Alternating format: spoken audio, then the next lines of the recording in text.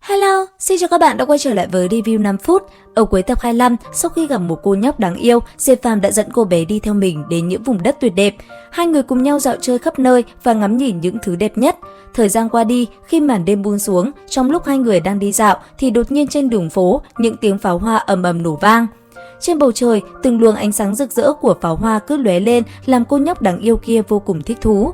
Nhìn thấy hình ảnh đó, Diệp Phàm vui mừng, anh ấy liền nói cô nhóc hãy ước điều mà mình mong muốn nhất. Nghe vậy, cô nhóc cũng liền làm theo lời của Diệp Phàm.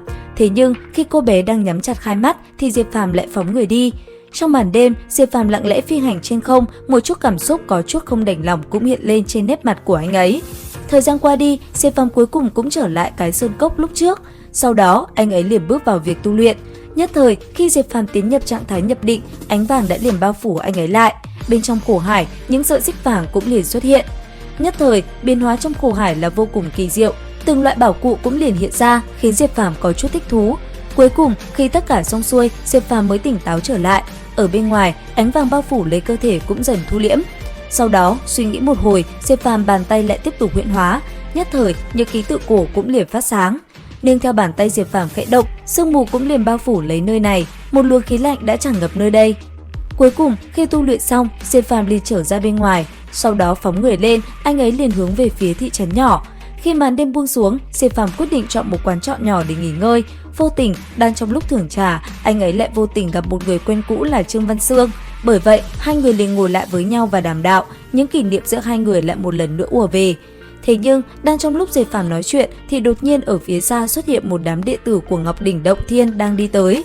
Thấy Diệp Phàm cùng Trương Văn Sương, đám người kia đã liền đi tới, phía sau bọn họ còn có cả Hàn Phi Vũ cũng đi cùng. Bởi vậy, vừa thấy hai người Diệp Phàm uống trà, đám người kia đã liền mỉa mai, sau đó bọn họ bắt đầu châm chọc. Thấy thế, Trương Văn Sương sợ hãi, thế nhưng Diệp Phàm thì vẫn ngồi im tại chỗ, anh ấy không ngờ đi tới nơi này rồi mà vẫn gặp lại Hàn Phi Vũ. Chứng kiến Diệp Phàm như vậy, Hàn Phi Vũ cảm thấy ngứa mắt, ngay lập tức hắn ta cũng liền đi tới chỗ của Diệp Phàm và mỉa mai anh ấy.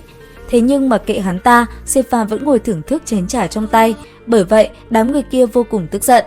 Thấy vậy, Trương Văn Sương liền đứng lên ngăn cản đám người của Ngọc Đỉnh Động Thiên, tuy nhiên anh ta đã bị đám người kia hất ra. Sau đó, một tên liền tung quyền về phía Diệp Phàm, cảm nhận nguy hiểm, Diệp Phàm đã lắc đầu lập tức né tránh. Bàn tay khẽ động, anh ấy liền túm lấy cổ tên kia và đập xuống bàn khiến hắn ta đau đớn. Thấy thế, đám người phía sau cũng liền lao lên. Ngay lập tức, bọn họ liền hướng Diệp Phàm đánh tới. Đáng tiếc, khi bọn chúng lao lên, Diệp Phàm đã đập bay từng người một. Cuối cùng phóng người lên, Diệp Phàm liền một hơi đập tan đám tên đệ tử của Ngọc Đỉnh Động Thiên, khiến cơ thể bọn chúng văng tán loạn. Bóp cổ một tên, anh ấy liền ném hắn ta ra xa. Nhất thời, toàn bộ đệ tử của Ngọc Đỉnh Động Thiên đều nằm rạp xuống mặt đất. Chứng kiến chuyện này, Hàn Phi Vũ tức giận, ngay lập tức trong tay hắn ta, thanh mộc bảo ấn đã liền xuất hiện. Sau đó, theo bàn tay Hàn Phi Vũ huyễn hóa, nó dần hóa lớn và đánh về phía trước. Thế vậy, Diệp Phàm cũng liền dùng tay đỡ lấy.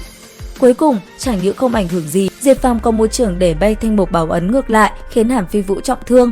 Thế vậy, Diệp Phàm liền vô hiệu hóa thanh mộc bảo ấn ấy khiến nó nhỏ lại. Sau đó dùng hấp lực, anh ấy liền thu lại bảo ấn vào trong tay. Nhìn nó, Diệp Phàm có chút thích thú. Cất nó đi, Diệp Phàm bay nhanh tới chỗ Hàn Phi Vũ và dần cho hắn một trận như tử.